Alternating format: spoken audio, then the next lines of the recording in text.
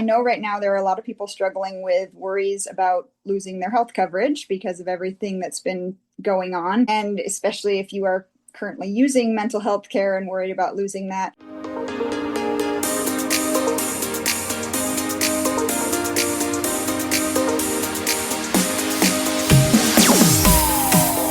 Ladies and gentlemen, we are bringing a unique take here to a mental health break. Louise is a nationally recognized health policy analyst who has been tracking and writing about health insurance and reform since 2006. I know this is something that affects a lot of us in the mental health world, so we're going to learn all about that. What led her here and everything more here on a mental health break. Louise, it's great to see you. Thank you for coming by. Absolutely. Thank you for having me, Vincent. And everyone in entrepreneurship, podcasting, things will never come out perfect, but things often go off course. We had problems with her original file. Here we are recording again to get her out on time. So everyone, be honest. Don't give up when things go wrong because then it doesn't affect your mental health. But today we have so much to cover right here on a mental health break. Again, I'm joined here with Louise, and we're brought to you by Coming Alive podcastproduction.com. I mentioned she has a lot of experience in the health insurance world. She could provide a lot of clarity. And of course, we're going to talk about things like the ACA, Affordable Care Act, Medicaid, Medicare. She's going to bring her perspective as she and her husband launched an insurance agency back in 2003 and have now spent over 2 decades helping others get where they need to be. But Louise, I like to start these shows in the beginning. What led you to want to work in a mental health related field? It's more just the insurance related field. Really, I got into it just through the brokerage perspective of just helping people obtain health insurance. And then we sort of quickly realized that a lot of times, lots of clients all had the same question. And we started thinking if I could just write these answers and post them on the internet. This was, very back in the days when health insurance brokerages oftentimes didn't even have websites. And so we just started answering questions that our clients had about health insurance. This was back in the days before the ACA. So the individual health insurance market was very different. And back then you could be declined altogether for all sorts of health conditions, including mental health conditions. And oftentimes these policies didn't cover mental health care at all. So I watched as that unfolded over the years with going through then the Affordable Care Act, all the changes that brought about, and just kept writing about this and explaining it, and then have moved on to doing this for a national audience. I've been a health policy analyst with healthinsurance.org for about 12 years now. So that's a national audience looking at not just the individual market, but also Medicare, Medicaid, just answering people's questions about health coverage. And there were a lot of changes with mental health in terms of coverage that people can get that came in because of the ACA. So that has been definitely something we focused on over the years. We do have multiple pieces of content on healthinsurance.org explaining the sort of stuff that we're going to talk about today. So if people want to go check it out, we can send you links to put in the show notes that explain some of this stuff in detail for people who are curious. Touched on so many great things there, and we touched again on those words, the ACA, Medicare, Medicaid. We will get to that soon, but I love to ask here, Louise, what is a common mistake or just miss you come across a lot when it comes to people maybe applying for insurance and missing on the mental health sections or selecting the wrong options? What are some advice you can offer our audience? Sometimes one of the things that's with mental health care, most policies do cover mental health care and substance use treatment. This is true across the board, whether it's individual market coverage that you buy for yourself or coverage you get from an employer or Medicare or Medicaid. The only policies that really don't provide coverage at all are sort of not real health insurance, things like short-term health insurance, maybe healthcare sharing ministry plans, fixed indemnity coverage. These are the sort of things that you really shouldn't be relying on as your only form of health coverage because they have so many gaps and holes in them. And quite often, mental health care is a gap in those policies. But as long as you're getting real health insurance, mental health care is covered. The thing that people need to understand is that psychiatrists are the least likely doctor to accept health insurance. So sometimes you will find that, especially if you want to keep a particular psychiatrist or counselor that you're already working with, it may be challenging to find a health policy that will have that person in network simply because they may not work with many insurance companies or any at all. If you're more flexible and say you haven't got a provider yet and you're looking for one, you can start with the covered providers list on the health plans that you're looking at and see, who's convenient, who's local near you, who's in network with the health plans you're looking at, and sort of narrow it down that way. You also don't want to assume that maybe let's say you've had health insurance through an employer and now you're switching to buying health insurance in the marketplace, maybe because you're between jobs or you've become self-employed. You don't want to assume that the provider network is the same, even if it's the same insurance company, because they do make every plan, every type of coverage has its own provider network. So I just would really advise people to just pay close attention to the specifics of the policy you're considering and don't assume anything. I love that. Don't assume, ask questions. Stick around to the end of the show. We'll find out how to ask Louise these questions. But now, before we go too far, I have to touch on the Affordable Care Act, Medicare, Medicaid. Start from really anywhere with the Affordable Care Act. Maybe, I know it's been a little bit now, but before and after, how it impacts consumers. Absolutely. So the Affordable Care Act made huge changes for individual market health insurance. This is the coverage people buy for themselves if they don't have Medicare, Medicaid, or an employer's health plan. And back before the Affordable Care Act, these policies were in almost every state, they were medically underwritten, which meant if you applied, the insurance company was going to take a really close look at your medical history. And they could either charge you a higher premium based on that medical history or decline you altogether.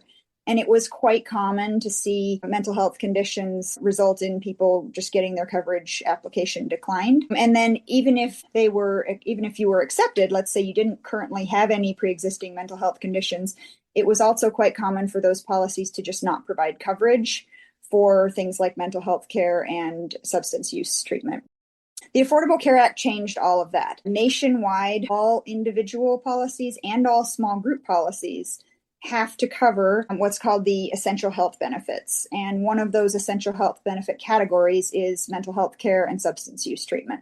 So all policies throughout the whole country, if you're buying your own coverage, either through the marketplace or directly from an insurance company, or if you're enrolling in a small group plan, they all cover those services. The specifics of exactly what's covered will vary a little bit from one state to another because states set their own. Within that broad category of mental health and substance use care, states do set their own specific guidelines, but you'll have coverage everywhere in the country. Large group plans and self-insured plans, which is where a lot of people get their coverage if you work for a big employer, they do not have to cover those essential health benefits, but almost all of them do. And almost all of them did already. That's the thing, is back before the ACA, it was quite common for large employers to cover mental health care. It was much less common in the individual market. So large employers and self-insured plans don't have to cover mental health care, but almost all of them do. And they can't put any lifetime or annual limits on how much benefit they'll provide for that. So that's all as a result of the Affordable Care Act. Thank you for sharing that, everyone. She's provided a lot of great information here, a lot of value on what can be, I'll admit it, confusing areas to us who are not in this industry going over it all the time. Let's now shift to maybe, I know there's a lot going on with Medicare, Medicaid right now as we're recording this here in July, released in July. What can you share with us about either one? Sure. So Medicaid was actually, this is another part of the Affordable Care Act that was really important. The Affordable Care Act expanded Medicaid, and Medicaid is the primary payer for mental health care in the United States. Like, it covers mental health care for a lot of people. Back before the Affordable Care Act, to qualify for Medicaid, you had to be low income, but you also had to be either elderly, disabled, a child, or pregnant, or a very low income parent of a minor child. There was no pathway to get Medicaid if you were just a low income adult. And the Affordable Care Act changed that and made it so that in most states, not every state has implemented this, but in most states, if you are a low income adult, you can qualify for Medicaid even if you don't fit into one of those other categories. Right. And the result of that is about 20 million people who have coverage now, thanks to the ACA's expansion of Medicaid, who wouldn't otherwise have coverage. And as you mentioned, there's a lot going on right now. The budget bill that was just signed into law on the 4th of July is going to require that Medicaid expansion population, those 20 million people, starting in 2027. And there is some flexibility on the start date. Some states might go earlier, some states might go a little later, but roughly starting in 2027, people in that coverage category are going to have to prove that they are working or volunteering or going to school at least 80 hours per month. And just to be clear, most people in that category, most of these low-income adults, are currently either working or they are caretaking for a minor child or for an elderly family member, or they are disabled or chronically ill, which would be barriers to work. So there are very few Medicaid expansion enrollees who are perfectly able to work but just not working. That is quite rare. But all of these people are going to have to start documenting their work and submitting it to their state Medicaid agency every month to keep coverage. And so we've been down this road before. Arkansas implemented a work requirement program back in 2018. And about 18,000 people lost coverage under that program. And it was only in effect for less than a year before it got overturned by a judge. The primary problem was the paperwork, the jumping through the hoops of proving that you were working. So this is something that people are going to need to plan ahead for and be aware. If you are enrolled in Medicaid, be aware. Chances are, like I say, you're already working or doing these things that you need to do in order to keep your coverage, but you're going to need to be aware of what exactly is going to be required of you to document that and show it to the state, because the last thing you want to do is lose your Medicaid. Then you lose not only your mental health coverage, but all your coverage. So it's just something for people to know as we're heading into the next couple of years. We kind of talked about something right there indirectly with pre-existing conditions, not being healthy enough to work, all these things. Are there typical barriers to coverage for people with certain conditions mentally? So there used to be, there are not anymore. So back before the Affordable Care Act, if you had, let's say had a diagnosis of bipolar and you tried to submit an application, basically every health insurance company would decline your application for that, or major depressive disorder. I mean, it was quite common for people to have their application just denied because of these mental health conditions. That is no longer a thing. The insurance company won't decline you because of your mental health condition. It's just, I feel like, especially people who are struggling with mental health conditions, these proof of, and by the way, Medicaid never declined people based on pre-existing conditions, and that will continue to be the case. But I feel like especially folks who are struggling with serious or chronic mental health conditions, the paperwork requirements that go along with a Medicaid work requirement might be especially challenging for someone who is also coping with a mental health condition. So if you can reach out to someone who can help you, someone who can advocate on your behalf, someone who can just help you figure out what do you need to do, what paperwork needs to be submitted, where do you submit it, how do you make that happen, just so that you can make sure that you don't lose your coverage in 2027. That'll be a really important step for folks to take. Amazing advice. Very good advice. Thank you for sharing that. Everyone, I'm really hoping today's episode brings you a lot of clarity, really gets you feeling better about how to get help, what you're missing with your help. Oh my gosh, we have so much covered, but we still have some time to cover any more. Mental health parity laws. What are those and why don't they guarantee access? So mental health parity, and this predates the ACA, but then was made stronger by the ACA. So this has been around for quite some time.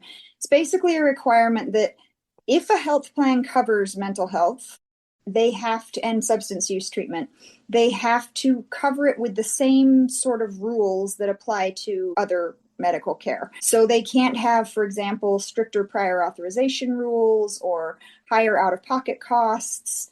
They can't restrict your access to mental health care more than they restrict your access to, say, medical or surgical care. But mental health parity rules do not require any health plans to cover mental health care. So the requirements I talked about earlier, where like individual and small group health plans are required to cover mental health care, That's separate. Obviously, mental health parity rules also apply to those plans. Not only do they have to cover mental health care, they have to do it with rules that aren't any more strict than the rules they use for other medical care. But there's nothing that says, like, say, for example, a large group plan. If a large group plan chooses not to cover mental health care, unless a state has its own rule requiring that, mental health parity just wouldn't apply to that plan. But as I said earlier, that's very rare. It's very rare to see. Large employers generally do cover mental health care just because they know that when your employees have the mental health care that they need, they are going to be better workers. They're going to be able to perform their job better. So it's in the employer's best interest to provide that coverage. So it is very common.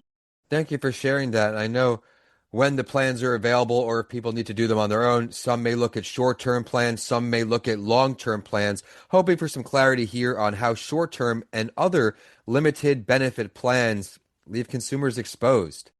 Yeah, so that's the problem. And unfortunately, we are now facing between the budget bill that was just enacted and the fact that marketplace subsidies are expected to decrease next year just because Congress hasn't extended the subsidy enhancements, and also some new rules that were put in place for the marketplace starting this year.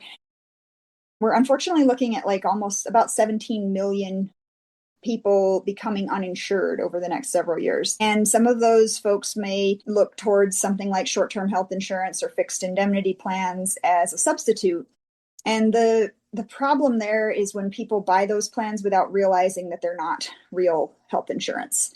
So if you're looking at, and this goes for a wide range of things, some of which aren't even considered insurance, like, for example, healthcare sharing ministry plans. That's just a group of people who all share a common faith who agree to pool their resources to cover medical care, but there's no guarantees. They aren't subject to insurance laws or insurance oversight. They may or may not cover the costs you have, and you have no recourse then if they don't. Things like short-term health insurance, those are insurance contracts and they are regulated by state insurance regulators, but they're not required to cover the sort of things that real health insurance is.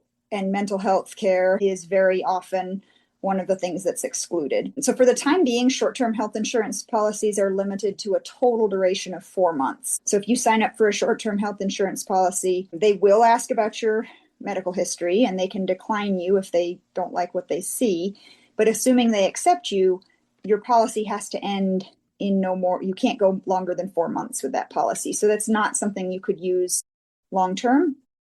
There are other policies, like, for example, fixed indemnity policies that you can keep year-round, but those policies, this is why it's so important to look at the fine print, they just pay X amount of dollars for a certain care. So let's say you go to the hospital, they might pay $500. Let's say you go to a doctor visit, they may pay $35.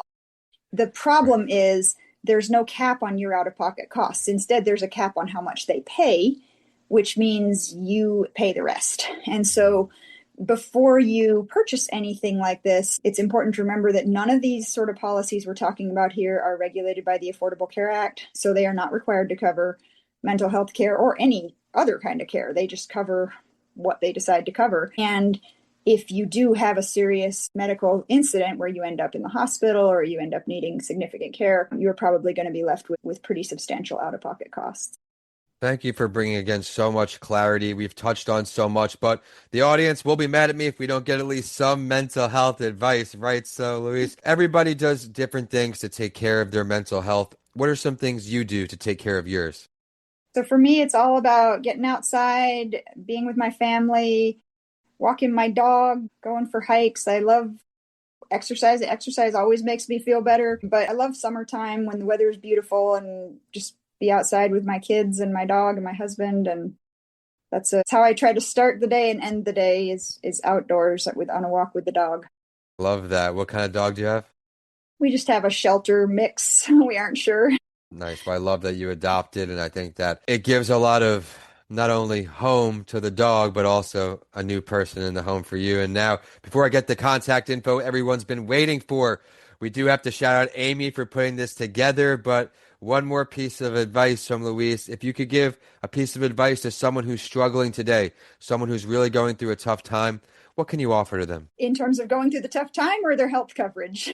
In terms of going through the tough time, what Going can through you the offer tough them? time, I feel like, the thing that has helped me over the years is just trying to take a step back and remind myself that it's just a moment in time. The way you feel right now, even if you're feeling rough, remind yourself that there's good times coming. So I feel like that helps to focus on that. I love it. And well, now I won't have to do a cut of the show because we're going to lead into this now from the clinician side, right? The professional side. What can you offer to someone who's going through a tough time?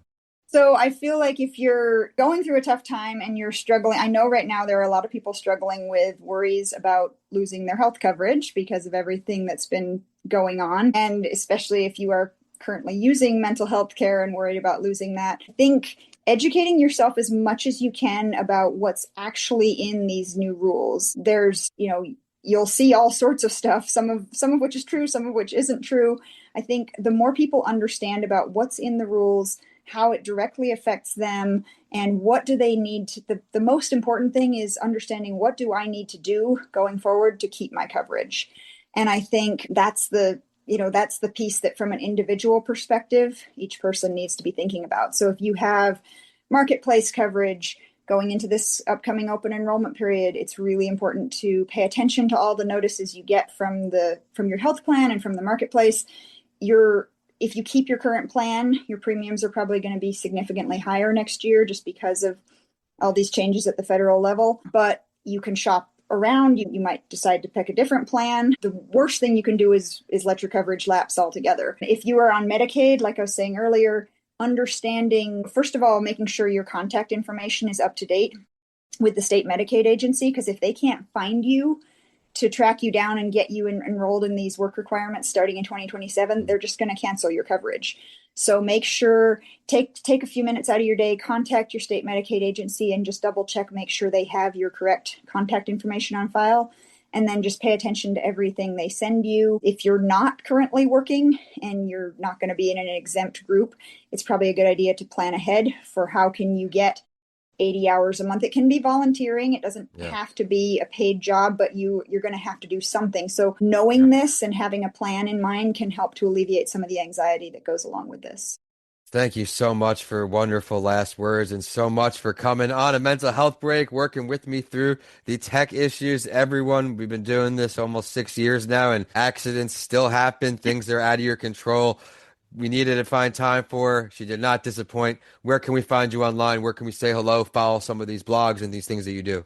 Absolutely. So I'm at healthinsurance.org. You'll find hundreds of articles that I've written on there. And then people can find me on Blue Sky or X. I'm Louise Norris on both of those platforms. And then healthinsurance.org is also on those platforms. And we're always sharing content about people's health coverage and what you need to know to enroll in coverage, keep your coverage, use your coverage.